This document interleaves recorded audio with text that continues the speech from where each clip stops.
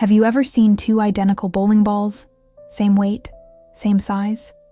But when you drop them, one plummets to the ground while the other seems to float down in slow motion?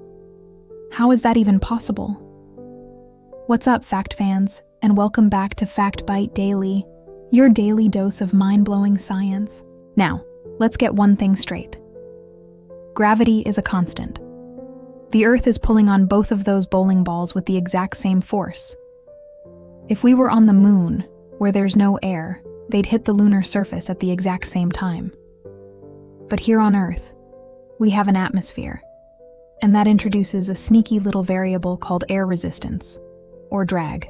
Think of it this way.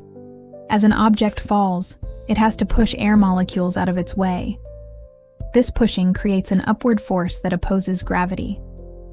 Now, how much resistance an object feels depends a lot on its shape and surface area. Let's imagine we attach a huge parachute to one of our bowling balls. Suddenly, its surface area is massive. As it falls, it has to push a giant column of air beneath it. This creates a ton of upward drag, dramatically slowing its descent.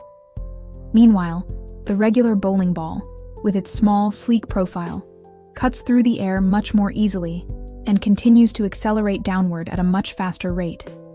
This shows that drag is all about shape, not just weight. You can see this yourself. Take a flat sheet of paper and drop it. It flutters down slowly, right? Now, crumple that same sheet of paper into a tight ball. It weighs the same, but now it drops like a stone. You've drastically reduced its surface area, so it experiences far less air resistance. Every falling object eventually reaches a point called terminal velocity.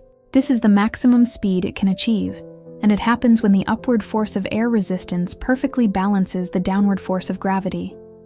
At this point, the object stops accelerating and falls at a constant speed. For our bowling ball with the parachute, terminal velocity might be a gentle 10 kilometers per hour, slow enough for a soft landing. But for the regular bowling ball, its terminal velocity could be a blistering 200 kilometers per hour. So, the next time you see something that seems to defy gravity, remember it's not a magic trick.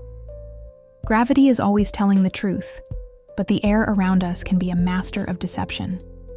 It's the invisible force that can make a bowling ball float like a feather. If you enjoyed this little science dive and your mind is officially blown, do us a favor and smash that like button. Make sure you subscribe and ring the bell so you never miss a daily fact bite. And before you go, drop a comment below with the words, "Mind blown." Thanks for watching.